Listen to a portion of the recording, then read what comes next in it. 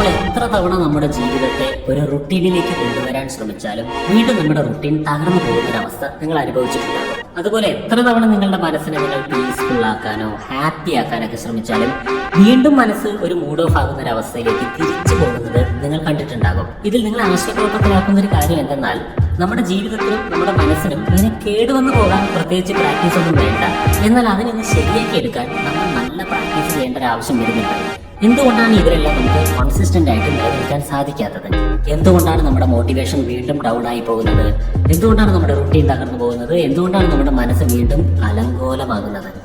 ഇത് മനസ്സിലാക്കുവാൻ വേണ്ടി നമ്മൾ ഈ പ്രപഞ്ചത്തിലെ പ്രധാനപ്പെട്ട ഒരു നിയമത്തെക്കുറിച്ച് മനസ്സിലാക്കേണ്ടി വരും. അതാണ് the law of entropy. Law of entropy എന്നാൽ ഡിസോർഡറിന്റെ ഒരു നിയമമാണ്. ഓർഡറിൽ നിന്നും ഡിസോർഡറിലേക്ക് സഞ്ചരിച്ചുകൊണ്ടിരിക്കുക എന്നുള്ളത് ഈ പ്രപഞ്ചത്തിൽ പ്രവർത്തിച്ചുകൊണ്ടിരിക്കുന്ന ഒരു ലോ ആണ്. ഈ ലോയെ നമ്മൾ ആദ്യം മനസ്സിലാക്കണം. ഈ നിയമം ഈ പ്രകൃതിയിൽ പ്രവർത്തിച്ചുകൊണ്ടിരിക്കുന്നുണ്ട് എന്നുള്ളത് അംഗീകരിക്കണം. എന്താണ് ഈ നിയമം? ഈ നിയമത്തിന്റെ ഫിസിക്സിന്റെ സൈഡൊന്നും ഞാനിപ്പോൾ നിങ്ങൾക്ക് എക്സ്പ്ലെയിൻ ചെയ്ത് തരുന്നില്ല. ഓർഡറിൽ നിന്നും ഡിസോർഡറിലേക്ക് പോയിക്കൊണ്ടിരിക്കുന്ന ഒരു സ്വഭാവം പ്രപഞ്ചത്തിനുണ്ട് എന്നുള്ളത് മാത്രം മനസ്സിലാക്കിയാൽ മതി. നമ്മളുടെ ജീവിതത്തിന് ആവശ്യമായിട്ട് ഈ ലോ ഓഫ് എൻട്രോപ്പി എങ്ങനെയാണ് നമ്മൾ പഠിക്കേണ്ടതെന്ന് മനസ്സിലാക്കി തരാം. അതായത് കേടുവന്ന് പോകുന്നത് പ്രപഞ്ചത്തിൽ സ്വാഭാവികമായ ഒരു പ്രതിഭാസമായിരിക്കും. കേട് വരാതെ നിലനിർത്തുന്നത് കോൺഷ്യസ് എഫർട്ടുള്ള കാര്യമാണ്. നിങ്ങൾക്കൊരു ഐസിനെ ഐസായി നിലനിർത്തണമെന്നുണ്ടെങ്കിൽ ഒരു പ്രത്യേക ടെമ്പറേച്ചറിലുള്ള ഒരു ഫ്രീസറിനകത്ത് നിങ്ങൾ ആ വെള്ളത്തെ സൂക്ഷിക്കേണ്ടി വരും. നിങ്ങളൊരു മുറിയിൽ ആ ഐസിനെ എടുത്തു വെച്ച് കഴിഞ്ഞാൽ സ്വാഭാവികമായും അത് വെള്ളമാകാൻ ശ്രമിക്കും. വെള്ളമായി മാറ്റാൻ നമ്മളെ നോർമൽ ടെമ്പറേച്ചറിൽ പ്രകൃതിക്ക് കഴിവുണ്ട്. എന്നാൽ ഐസാക്കി മാറ്റാൻ നമ്മൾ കോൺഷ്യസ് എഫർട്ട് ചെയ്യുന്നു. അതിനെ ഫ്രിഡ്ജിൽ കൊണ്ടുപോയി വെക്കുന്നു. അതുപോലെ തന്നെ നിങ്ങളുടെ പാലായാലും ശരി, തക്കാളി ആയാലും ശരി, പച്ചക്കറികൾ എന്തായാലും ശരി, അത് കേടുവന്ന് പോകാതിരിക്കാൻ നമ്മളൊരു പ്രത്യേക രീതിയിൽ അതിനെ പരിചരിക്കേണ്ടതായി വരുന്നുണ്ട്. ഫ്രിഡ്ജിൽ സൂക്ഷിക്കേണ്ടി വരുന്നുണ്ട്, ചൂടാക്കി സൂക്ഷിക്കേണ്ടി വരുന്നുണ്ട്, ഉണക്കി സൂക്ഷിക്കേണ്ടി വരുന്നുണ്ട്. എന്നാൽ അത് കേടുവന്ന് പോകാൻ നിങ്ങൾ ഒന്നും ചെയ്യേണ്ട. അതിനവിടെ വെറുതെ വെച്ചാൽ മതി, അത് കേടുവന്ന് പോയിക്കോളും. ഇതേപോലെ തന്നെയാണ് നമ്മുടെ മനസ്സിന്റെയും അവസ്ഥ. നമ്മുടെ മനസ്സ് ഡിസ്റ്റർബ് ആകാൻ, നമ്മുടെ മനസ്സിന്റെ അവസ്ഥ താളം തെറ്റാൻ നിങ്ങൾ പ്രത്യേകിച്ച് ഒന്നും ചെയ്യേണ്ട ആവശ്യമില്ല. വെറുതെ ഇരുന്നാൽ മതി, അത് ഡിസ്റ്റർബ് ആയിക്കോളും. എന്നാൽ നിങ്ങളുടെ മനസ്സിനെ പവർഫുള്ളായി നിലനിർത്താൻ, പീസ്ഫുള്ളായി നിലനിർത്താൻ കോൺഷ്യസ് എഫർട്ട് ആവശ്യമാണ് എന്നുള്ളതാണ് ഈ പറയുന്നതിന്റെ അർത്ഥം. നിങ്ങളുടെ മനസ്സിലെ സമാധാനം നിലനിർത്തുവാൻ നിങ്ങൾ കോൺഷ്യസ് എഫർട്ട് ചെയ്യേണ്ടി വരും. നിങ്ങളുടെ സന്തോഷം നിലനിർത്തുവാൻ നിങ്ങൾ കോൺഷ്യസ് എഫർട്ട് ചെയ്യേണ്ടി വരും. നിങ്ങളുടെ വ്യക്തിത്വം നിലനിർത്തുവാൻ നിങ്ങൾ കോൺഷ്യസ് എഫർട്ട് ചെയ്യേണ്ടി വരും. ഇങ്ങനെ നിങ്ങളുടെ ജീവിതത്തിന് എന്താണോ നിങ്ങൾ പ്രതീക്ഷിക്കുന്ന ആ ഒരു നിലവാരം, അത് ഉണ്ടാക്കിയെടുക്കുവാൻ കോൺഷ്യസ് എഫർട്ട് ചെയ്യേണ്ടതായി വരും. ഇതിനെയാണ് സംസ്കരിക്കൽ എന്ന് പറയുന്നത്. ഞാനിതിന് മുമ്പും ഇതൊരു വീഡിയോയിൽ പറഞ്ഞിട്ടുണ്ട്. സംസ്കരിക്കുമ്പോഴാണ് അതിന് വാല്യൂ കൂടുന്നത്. അപ്പൊ നമ്മൾ എന്തിനാണ് പീസ്ഫുൾ ആകുന്നത്, ഹാപ്പി ആകുന്നത്, വ്യക്തിത്വമുള്ളവരാകുന്നത്, സ്മാർട്ട് വർക്ക് ചെയ്യുന്നവരാകുന്നത്, എനർജറ്റിക് ആകുന്നതെന്ന് വെച്ചാൽ നമ്മൾ നമ്മളെ സംസ്കരിക്കുകയാണ്. മണ്ണിനടിയിൽ കിടക്കുന്ന സ്വർണം പോലെ അല്ലല്ലോ നമ്മൾ മാർക്കറ്റിൽ കിട്ടുന്ന സ്വർണത്തിന്റെ വില. റോ മെറ്റീരിയൽ ആയിട്ട് കിടക്കുന്നിടത്ത് അതിന്റെ റോ അവസ്ഥയിൽ അതിന്റെ വില കുറവാണ് അസംസ്കൃതമായിരിക്കുമ്പോൾ. സംസ്കരിച്ചു കഴിഞ്ഞാൽ അതിന്റെ വാല്യൂ കൂടുന്നുണ്ട്. നമ്മൾക്ക് നമ്മളുടെ വാല്യൂ കൂട്ടണമെങ്കിൽ നമ്മൾ നമ്മളെ സംസ്കരിക്കേണ്ടതുണ്ട് എന്നാണ് പറയുന്നതിന്റെ അർത്ഥം. ഈ സംസ്കരിക്കൽ എന്ന പ്രോസസ് കോൺഷ്യസ് എഫർട്ട് ഉള്ള കാര്യമാണ്. അവിടെ ഒരു സാധന ആവശ്യമാണ്. സാധന എന്നാൽ നമ്മളുടേതായ ഒരു പ്രയത്നം, അത് അവിടെ ആവശ്യമാണ്. അതുകൊണ്ട് നിങ്ങൾ ആരും ഈ പരാതി പറയരുത്, കുറേ കാലം ഞാനത് പ്രാക്ടീസ് ചെയ്തിട്ടും പിന്നെ ഞാൻ പഴയ പോലെയായി, ഇങ്ങനെയൊന്നും ആരും പറയരുത്. എന്തുകൊണ്ടെന്നാൽ അങ്ങനെ ആവും എന്നുള്ളതാണ് ലോ ഓഫ് എൻട്രോപ്പി. അതാണ് ചെയ്തുകൊണ്ടിരിക്കുക. അപ്പോൾ നമ്മൾ അനുഭവിക്കുന്ന ഈ ഒരു സംഘർഷം എന്താണെന്ന് അറിയുമോ? പ്രകൃതിയുടെ ലോ ഓഫ് എൻട്രോപ്പിയും നമ്മുടെ കോൺഷ്യസ് എഫർട്ടും തമ്മിലുള്ള ഒരു ഫൈറ്റ് ആണ് നമുക്കുണ്ടാക്കി തരുന്ന സംഘർഷങ്ങൾ മുഴുവനും നിർമ്മിക്കുന്നത്. പ്രകൃതി നമ്മളെ വീണ്ടും പഴയ പോലെ ആക്കാൻ ശ്രമിച്ചുകൊണ്ടിരിക്കും. എന്നാൽ നമ്മുടെ മനസ്സ്, നമ്മുടെ ഇച്ഛാശക്തി നമ്മളെ വീണ്ടും പ്രോഗ്രസീവ് ആക്കാൻ ശ്രമിച്ചുകൊണ്ടിരിക്കും. പ്രകൃതി താഴേക്ക് വലിക്കും, നമ്മൾ നമ്മളെ വീണ്ടും മുകളിലേക്ക് വലിക്കും. ഈ പിടിവലിയാണ് നമ്മളുടെ മനസ്സ് അനുഭവിക്കുന്ന സംഘർഷം. എവിടെയാണ് നിങ്ങൾക്ക് വിജയിക്കുവാൻ കഴിയുക വെച്ചാൽ, ഈ എൻട്രോപ്പിയുടെ ഫോഴ്സ് എത്രയുണ്ടോ അതിനേക്കാൾ കൂടുതലായിട്ടുള്ള ഒരു ഫോഴ്സ് നിങ്ങൾ ജനറേറ്റ് ചെയ്യുകയാണെങ്കിൽ മാത്രമേ നിങ്ങൾക്ക് ഈ എൻട്രോപ്പിയെ അതിവർത്തിക്കുവാൻ സാധിക്കുകയുള്ളൂ. അതെങ്ങനെയാണെന്ന് വെച്ചാൽ, നമ്മൾക്ക് ആകാശത്തേക്ക് കുതിച്ചുയരുന്ന ഒരു റോക്കറ്റ് വിക്ഷേപിക്കണമെങ്കിൽ താഴേക്ക് വലിക്കുന്ന ആ റോക്കറ്റിനെ താഴേക്ക് വലിക്കുന്ന ഭൂമിയുടെ ഗുരുത്വാകർഷണ ബലം എത്രയുണ്ടോ അതിനേക്കാൾ കൂടുതൽ ഒരു ബലം മുകളിലേക്ക് പോകാൻ വേണ്ടി ഉപയോഗിക്കുമ്പോഴാണ് അത് ഗുരുത്വാകർഷണ ബലത്തെ ബ്രേക്ക് ചെയ്തുകൊണ്ട് മുകളിലേക്ക് പോകുന്നത്. ഭൂമിയുടെ തന്നിലേക്ക് വലിക്കൽ എന്ന സ്വഭാവമല്ല ഗുരുത്വാകർഷണം, ഗ്രാവിറ്റി. അതിന് എഗെയിൻസ്റ്റ് ആയിട്ടുള്ള ഒരു ഫോഴ്സ് ജനറേറ്റ് ചെയ്തിട്ടാണ് ഒരു വസ്തുവിനെ നമ്മൾ ആകാശത്തേക്ക് പറഞ്ഞു വിടുന്നത്.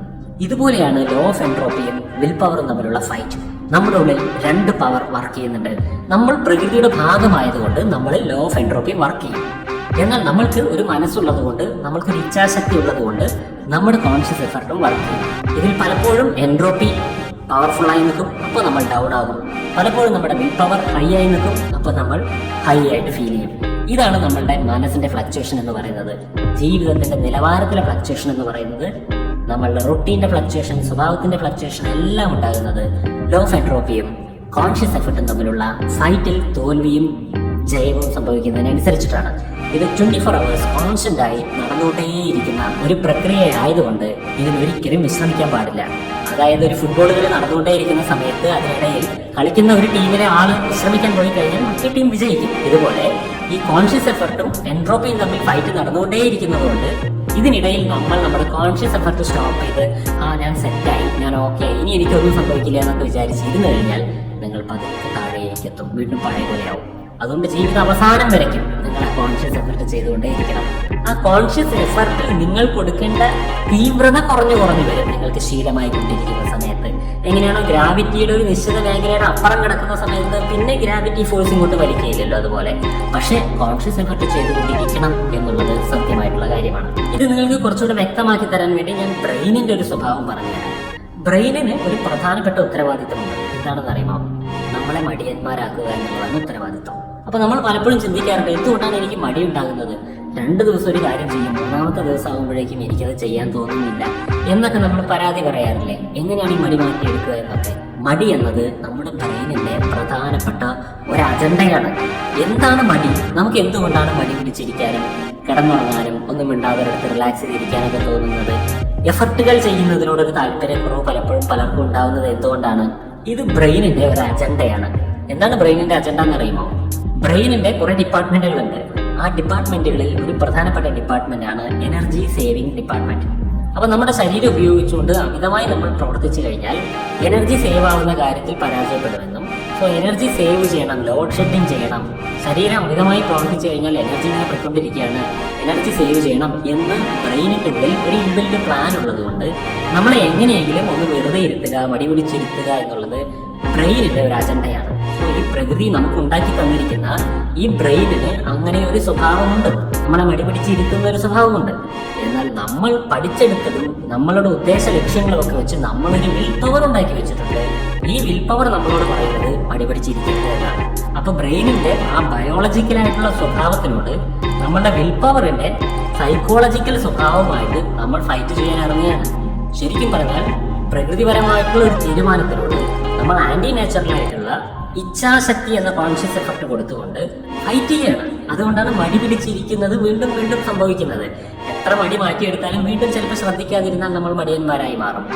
ഇതിലൊക്കെ നമ്മൾ മനസ്സിലാക്കേണ്ടത് ഇവിടെ ഒരു ഫൈറ്റ് നടക്കുന്നുണ്ട്. പ്രകൃതിയുടെ ഒരു പ്രാകൃത സ്വഭാവം, അതായത് ഒരു അസംസ്കൃത സ്വഭാവത്തിനോട് സംസ്കൃത സ്വഭാവത്തിൽ ജീവിക്കുന്ന മനുഷ്യൻ എന്ന് വെച്ചാൽ ഇവോൾവ്ഡ് ആയിട്ടുള്ള പ്രകൃതി അടക്കി ഭരിച്ച് ശീലിച്ച മനുഷ്യൻ പ്രകൃതിയുടെ സ്വഭാവത്തിന് എഗെയിൻസ്റ്റ് ആയിട്ട് ഫൈറ്റ് ചെയ്തിട്ടാണ് ഉയരങ്ങളിലേക്ക് പോകുന്നത് എന്നുള്ളത് മനസ്സിലാക്കണം. അതുകൊണ്ടാണ് അവിടെ ഒരു സംഘർഷം ഉണ്ടാകുന്നത്. ആ സംഘർഷം ഏറ്റെടുക്കുവാൻ നമ്മൾ ഇഷ്ടപ്പെടണം. അതായത് ഒഴുക്കിനെതിരെയുള്ള ഒരു നീന്തലാണ് ഈ ജീവിതത്തിലെ കുതിച്ചു മുന്നേറ്റം. ആ സമയത്ത് നമ്മൾ നല്ല കരുത്ത് ഉപയോഗിക്കേണ്ടി വരും. അവിടെ ഒരു സംഘർഷം അനുഭവിക്കേണ്ടതായിട്ട് വരും. ആ സംഘർഷത്തെ ഇഷ്ടപ്പെടുന്നവന് അർഹതപ്പെട്ടതാണ് വിജയം. ഇതാണ് പ്രധാനപ്പെട്ട കാര്യം. അതുകൊണ്ട് 4 ദിവസം ഞാൻ ഇത് ചെയ്യുമ്പോഴേക്കും പിന്നെ എനിക്കത് ചെയ്യാൻ തോന്നുന്നില്ല എന്ന് നിങ്ങൾ പരാതി പറയാതെ, ചെയ്യാൻ തോന്നുന്നില്ലെങ്കിലും ഇത് ചെയ്യുമ്പോൾ ഒരു സംഘർഷം അനുഭവിക്കുകയാണെങ്കിലും ബോറിംഗ് ആയിട്ട് തോന്നുകയാണെങ്കിലും വീണ്ടും അത് തന്നെ ചെയ്യുക. അത് ചെയ്യുമ്പോൾ ഒരു സുഖം തോന്നുന്നില്ല എന്ന് തോന്നുകയാണെങ്കിൽ സുഖം വേണ്ട, എന്നാലും ഞാനത് ചെയ്യും എന്ന് തീരുമാനിക്കുക. ഈ രീതിയിലുള്ള ഹാർഡ് മോഡ് ആക്റ്റീവ് ആക്കുകയാണെന്നുണ്ടെങ്കിൽ നിങ്ങൾക്ക് ലോ ഓഫ് എൻട്രോപ്പിയെ അതിവർത്തിക്കുവാൻ സാധിക്കുമെന്നുള്ളതാണ് സത്യം. അപ്പൊ ഇത്രയും പറഞ്ഞപ്പോൾ നിങ്ങളുടെ ഉള്ളിലൊരു ചോദ്യം വന്നിട്ടുണ്ടാവും, ഓഹോ, അപ്പൊ നമ്മൾ ആന്റി നേച്ചർ ആയിട്ടാണ് പോയിക്കൊണ്ടിരിക്കുന്നത്, പ്രകൃതി വിരുദ്ധമായ ഒരു തീരുമാനമാണോ ഈ വിൽ പവർ യൂസ് ചെയ്യലും മടി മാറ്റിയെടുക്കലും മോട്ടിവേറ്റഡ് ആകലും ഒക്കെ? അപ്പോൾ പ്രകൃതി അങ്ങനെയാണ് തീരുമാനിച്ചിരിക്കുന്നതെങ്കിൽ, തലച്ചോറ് അങ്ങനെയാണ് തീരുമാനിച്ചിരിക്കുന്നതെങ്കിൽ അതങ്ങനനുസരിച്ച് ജീവിച്ചാൽ പോരെ എന്നായിരിക്കും ചിന്തിക്കുന്നുണ്ടാവുക. ചില മടിയന്മാരുടെ മനസ്സ് അങ്ങനെയൊക്കെ ചിന്തിക്കുന്നുണ്ടാവും. എന്നാൽ ഒരു കാര്യം ഓർക്കുക, നിങ്ങൾ ചെയ്യുന്ന കുറെ കാര്യങ്ങൾ 90% കാര്യങ്ങൾ ആന്റി നേച്ചറാണ്. നിങ്ങൾ വസ്ത്രം ധരിച്ച് ജീവിക്കുന്നുണ്ടെങ്കിൽ അത് പ്രകൃതി വിരുദ്ധമാണ്. നിങ്ങൾ ജനിച്ചപ്പോൾ വസ്ത്രമില്ലായിരുന്നു. ഈ ലോകത്ത് മറ്റ് ജീവികളൊന്നും വസ്ത്രം ഇടുന്നില്ല. നിങ്ങൾ ഭക്ഷണം പാചകം ചെയ്തതും ഭക്ഷണക്കൂട്ടുകളും കഴിക്കുന്നുണ്ടെങ്കിൽ നിങ്ങൾ പ്രകൃതി വിരുദ്ധമായിട്ടാണ് ജീവിക്കുന്നത്. ലോകത്തിലെ ജീവികളും അങ്ങനെ ഭക്ഷണക്കൂട്ടുകൾ ഉണ്ടാക്കി കഴിക്കുന്നില്ല, പാചകം ചെയ്ത് കഴിക്കുന്നില്ല. നിങ്ങൾ വാഹനങ്ങൾ യൂസ് ചെയ്യുന്നുണ്ടെങ്കിൽ അത് പ്രകൃതി വിരുദ്ധമാണ്. നിങ്ങൾ കമ്മ്യൂണിക്കേഷൻ ടൂൾസ് യൂസ് ചെയ്യുന്നുണ്ടെങ്കിൽ പ്രകൃതി വിരുദ്ധമാണ്. നിങ്ങളിപ്പോൾ ഈ വീഡിയോ കാണുന്നുണ്ടെങ്കിൽ അതുപോലും പ്രകൃതി വിരുദ്ധമാണ്. മനുഷ്യൻ തന്റെ സാമ്രാജ്യം കെട്ടിപ്പടുത്തിരിക്കുന്നത് പ്രകൃതിക്ക് ഇണങ്ങിക്കൊണ്ട് ജീവിച്ചുകൊണ്ടല്ല. പ്രകൃതിക്ക് ഇണങ്ങിക്കൊണ്ട് ജീവിക്കുന്നത് ഒരു കുളിർമയുള്ള അനുഭവമാണെന്നുള്ളതൊരു സത്യം തന്നെ. എന്നാൽ ഇന്നത്തെ മനുഷ്യൻ ഈ രീതിയിലൊരു മനുഷ്യനായി ലോകത്ത് ജീവിക്കുന്നത് പ്രകൃതിയെ കീഴടക്കിക്കൊണ്ടാണ്. പ്രകൃതിയുടെ സ്വഭാവങ്ങൾക്ക് മേൽ തന്റെ ഇച്ഛാശക്തി എന്ന സ്വഭാവം ഉപയോഗിച്ചുകൊണ്ട് പ്രകൃതിയെ യൂസ് ചെയ്ത് പ്രകൃതിയെ ഇണക്കിയിട്ടാണ് മനുഷ്യൻ ജീവിക്കുന്നത്, അല്ലാതെ പ്രകൃതിയെ അനുസരിച്ചുകൊണ്ടല്ല എന്നുള്ളത് മനസ്സിലാക്കുക. അപ്പൊ ഈ എൻട്രോപ്പിയുടെ കാര്യത്തിലായാലും ശരി, തലച്ചോറിന്റെ ഈ ലേസി റൂൾ എന്ന് പറയുന്ന റൂൾ അനുസരിച്ചാണെങ്കിലും ശരി, അതിനോടൊക്കെ പോയി അനുസരണക്കുട്ടിയായി മാറുക എന്നുള്ളതല്ല അർത്ഥം. അവയോട് അനുസരണക്കേട് കാണിക്കുക എന്നുള്ളതാണ്. പ്രകൃതിയുടെ എൻട്രോപ്പി എന്ന നിയമത്തിലൂടെ അനുസരണക്കേട് കാണിക്കുക. തലച്ചോറിന്റെ ലേസിനെസ് റൂളിലൂടെ നമ്മൾ അനുസരണക്കേട് കാണിക്കുക. എന്നിട്ട് അതിനോട് യുദ്ധം പ്രഖ്യാപിക്കുക. അതിനെതിരെ നമ്മുടെ മനസ്സിനകത്തൊരു വീറും വാശിയും ജനിപ്പിക്കുക. ഓഹോ, പ്രകൃതിക്ക് ഇങ്ങനൊരു സ്വഭാവം ഉണ്ടോ, തലച്ചോറിന് ഇങ്ങനൊരു സ്വഭാവം ഉണ്ടോ, എങ്കിൽ ഞാൻ കാണിച്ചു തരാം, എന്റെ വിൽ പവർ അതിലും വലുതാണ് എന്ന് നമ്മളുടെ പ്രകൃതിയുടെയും നമ്മളുടെ തലച്ചോറിന്റെയും ഈ സ്വഭാവത്തിനെതിരെ ഫൈറ്റ് ചെയ്യുക എന്നുള്ളതാണ് നമ്മളുടെ ഹാർഡ് മോഡ് ട്രെയിനിങ് എന്ന് പറയുന്നത്. അതാണ് സാധന. അതിനെയാണ് നമ്മൾ കോൺസ്റ്റന്റ് എഫർട്ട് എന്ന് പറയുന്നത്. ഈ രീതിയിലേക്ക് ഒരു പോരാളിയായി നിങ്ങൾ മാറേണ്ടതാണ്. എങ്കിൽ മാത്രമാണ് നമ്മുടെ ജീവിതത്തെ നമ്മൾക്ക് ഒരു ഹൈ ലെവലിലേക്ക് കൊണ്ടുപോകാൻ കഴിയുകയുള്ളൂ. അതുകൊണ്ടാണ് ഇത് പലർക്കും സാധിക്കാത്തത്. കാരണം ജീവിതത്തെ ഈ രീതിയിലൊരു പോരാട്ടമാക്കാൻ ആരും ഇഷ്ടപ്പെടുന്നില്ല. സുഖമായിട്ട് അങ്ങനെ ജീവിക്കാൻ പറ്റുന്നതാണ് എല്ലാവരും ആലോചിക്കുന്നത്. മനുഷ്യന്റെ ജീവിതത്തിന്റെ സിസ്റ്റം എന്ന് പറയുന്നത് സുഖമായി ജീവിക്കലല്ല, പോരാടലാണ്. ആ പോരാടൽ തന്നെ ഒരു സുഖമാണ്. അതിലൂടെ കിട്ടുന്നതും സുഖമാണ്. അതിനെ ഒരു സുഖമായി എടുക്കാൻ നമ്മൾ പഠിക്കുകയാണ് വേണ്ടത്. അല്ലാതെ ഒരു റിലാക്സ് മോഡ് ലൈഫ് അല്ല മനുഷ്യന്റെ ജീവിതത്തിന്റെ മെത്തേഡ്. അതാദ്യം മനസ്സിലാക്കുക. റിലാക്സേഷൻ എന്നുള്ളത് ഉള്ളിലുള്ള ഒരവസ്ഥയാണ്. പക്ഷെ പുറമെ നമ്മൾ എഫർട്ട് കോൺസ്റ്റന്റ് ആയിട്ട് ചെയ്തുകൊണ്ടേയിരിക്കണം എന്നുള്ളതാണ് ഇമ്പോർട്ടൻറ്റ്. ഇങ്ങനെ നിങ്ങൾ ചെയ്യുന്നില്ല എങ്കിൽ നിങ്ങൾ ഒരു വറിയർ ആയി മാറും. നിങ്ങളൊരു വാരിയറായി മാറുകയാണെങ്കിൽ ഒരു വറിയർ, ദുഃഖിച്ചിരിക്കുന്ന വ്യക്തി ആവുകയില്ല. നിങ്ങളൊരു വറിയർ ആയി മാറുന്നുണ്ടെങ്കിൽ നിങ്ങൾ ഒരു വാരിയർ ആയി മാറുന്നില്ല. അതിന് നിങ്ങളുടെ മനസ്സ് ഇഷ്ടപ്പെടുന്നില്ല എന്നുള്ളതാണ് അർത്ഥം. ആ പോരാട്ടത്തിനോട് നിങ്ങൾക്ക് ഇഷ്ടമില്ല എന്നുള്ളതാണ്. ആ പോരാട്ടത്തിനോട് ഇഷ്ടമില്ലായ്മ കാരണത്താൽ നിങ്ങളെ ആ ഗ്രാവിറ്റി അത് നിങ്ങളെ താഴേക്ക് വലിച്ചുകൊണ്ടിരിക്കും. നിങ്ങൾ എത്ര ശ്രമിച്ചാലും വീണ്ടും അതേ മടി, അതേ പ്രശ്നങ്ങൾ കണ്ടിന്യൂ ചെയ്തുകൊണ്ടേയിരിക്കും. അതുകൊണ്ട് നിങ്ങൾ നിർത്താതെ പരിശ്രമിച്ചുകൊണ്ടിരിക്കുക. ഒരു ദിവസം കുളിച്ചുകൊണ്ട് എൻ്റെ ജീവിതത്തിൽ എന്നും ഫ്രഷായിരിക്കുവാൻ സാധിക്കും എന്നതുപോലെ ഒരു ദിവസം ഭക്ഷണം കഴിച്ചാൽ എന്നേക്കുമായി വിശപ്പ് പോകും എന്നുള്ളത് പോലെയുള്ള ഒരു അന്ധവിശ്വാസമാണ്. ഞാൻ ഒരു തവണ എന്തെങ്കിലും ഒരു പ്രാക്ടീസ് ചെയ്താൽ, അല്ലെങ്കിൽ ഒരു 21 ദിവസത്തെ പ്രാക്ടീസ് ചെയ്താൽ, 41 ദിവസത്തെ പ്രാക്ടീസ് ചെയ്താൽ, ഈ ഒരു കോഴ്സ് ചെയ്താൽ പിന്നെ അവിടുന്ന് അങ്ങോട്ട് മുഴുവൻ ഒക്കെ ആയിരിക്കും എന്ന് നിങ്ങൾ ചിന്തിക്കുന്നുവെങ്കിൽ അതൊരു തെറ്റായ ധാരണയാണ്. നിങ്ങളുടെ ജീവിതത്തിൽ ഇന്ന് നിങ്ങൾക്ക് എന്തെങ്കിലും വേണമെങ്കിൽ ഇന്ന് ചെയ്യണം, നാളത്തേക്ക് നാളെ ചെയ്യണം. കുറച്ചൊക്കെ അങ്ങോട്ട് സസ്റ്റെയിൻ ചെയ്തു പോകും, കുറച്ചൊക്കെ മുന്നോട്ട് എഫക്റ്റ് ഉണ്ടാകും. പക്ഷെ എന്നേക്കുമായിട്ട് ഒരു സൊല്യൂഷനും ഈ ലോകത്തിലില്ല. ഇന്ന് നമ്മൾ കണ്ടുപിടിച്ച ഒരു സൊല്യൂഷൻ നാളത്തെ ഒരു പ്രശ്നമായും കൂടെ മാറിയേക്കാം. അതും ഓർമ്മ വേണം. അതുപോലെ ഇന്ന് കണ്ടുപിടിച്ച ഒരു സൊല്യൂഷൻ ഇന്ന് മാത്രമേ വർക്കാവുകയുള്ളൂ. അത് എന്നേക്കും വർക്കാവണമെന്നില്ല, കുറച്ചു കാലത്തേക്ക് വർക്കായേക്കാം. സൊല്യൂഷൻസ് ഒന്നും തന്നെ പെർമനന്റ് അല്ല. എന്തുകൊണ്ട്? നമ്മളുടെ പ്രശ്നങ്ങൾ പെർമനന്റ് അല്ലാത്തതുകൊണ്ട്. പ്രശ്നങ്ങൾ അപ്ഡേറ്റ് ആവുന്നുണ്ട്, നമ്മൾക്ക് കൈകാര്യം ചെയ്യേണ്ട വിഷയങ്ങൾ അപ്ഡേറ്റ് ആകുന്നുണ്ട്. അതുകൊണ്ട് സൊല്യൂഷൻസും അപ്ഡേറ്റ് ആയിക്കൊണ്ടേയിരിക്കണം, നമ്മുടെ എഫർട്ട് അപ്ഡേറ്റ് ആയിക്കൊണ്ടിരിക്കണം. എന്നും നമ്മൾ പ്രവൃത്തിയിലുണ്ടായിരിക്കണം, വാരിയറായി ജീവിക്കണം. അങ്ങനെയുള്ളവർക്ക് അർഹതപ്പെട്ടതാണ് ജീവിതത്തിന്റെ ആ ഉന്നത ശൃംഖം. അല്ലാത്തവർ താഴെ ജീവിക്കേണ്ടി വരും. അതായത് ആഗ്രഹിക്കുന്ന പോലെയൊന്നും ജീവിക്കാൻ കഴിയുകയില്ല. ഈ പ്രപഞ്ചവും ഈ പ്രകൃതിയും ഈ ലോകവും വെച്ച് നിൽക്കുന്ന ഔദാര്യം കൈപ്പറ്റിക്കൊണ്ട് ജീവിക്കേണ്ടതായി വരും എന്നർത്ഥം. അതുകൊണ്ട് കരുത്തരാകും, ഈ രീതിയിൽ ചിന്തിക്കാൻ ശ്രമിക്കൂ. എൻട്രോപ്പിക്കെതിരെ പോരാടാൻ ഇറങ്ങും, കോൺഷ്യസ് എഫർട്ട് വർദ്ധിപ്പിക്കും. അതിന് വേണ്ട പ്രധാനപ്പെട്ട ചില കാര്യങ്ങളുണ്ട്. ഒന്ന്, അറിവ് വർദ്ധിപ്പിക്കുക. രണ്ടാമത്തത്, ബിലീഫ് സിസ്റ്റങ്ങൾ ചേഞ്ച് ചെയ്യുക, അപ്ഡേറ്റ് ചെയ്യുക. മൂന്നാമത്തത്, ആറ്റിറ്റ്യൂഡ് പവർഫുൾ ആക്കുക. നാലാമത്തത്, പ്രവൃത്തി ഒരിക്കലും അവസാനിപ്പിക്കാതിരിക്കുക, കർമ്മം ചെയ്തുകൊണ്ടേയിരിക്കുക. ഇത്രയും കാര്യങ്ങൾ നിങ്ങൾ ശ്രദ്ധിക്കുകയാണെന്നുണ്ടെങ്കിൽ നിങ്ങൾക്ക് എൻട്രോപ്പിയോട് കോൺഷ്യസ് എഫർട്ട് കൊണ്ട് പോരാടി ജയിക്കാൻ കഴിയും. ജയിക്കൽ എന്നേക്കുമായിട്ടുള്ള കാര്യമല്ല, വീണ്ടും പോരാട്ടം തുടങ്ങും, വീണ്ടും ജയിക്കും. ഇത് ദൈനംദിനം നടന്നുകൊണ്ടേയിരിക്കും. ഇതിനെ ഒരു ത്രില്ലിംഗ് ആക്കി എടുക്കാൻ നിങ്ങൾക്ക് സാധിക്കുന്നുവെങ്കിൽ നിങ്ങൾ ജീവിതത്തെ മനസ്സിലാക്കിയിരിക്കുന്നു എന്നാണ് അർത്ഥം. അങ്ങനെയുള്ളവർക്ക് ജീവിതം ഒരു സാറ്റിസ്ഫൈഡ് ആയിട്ടുള്ള കാര്യമായിരിക്കും.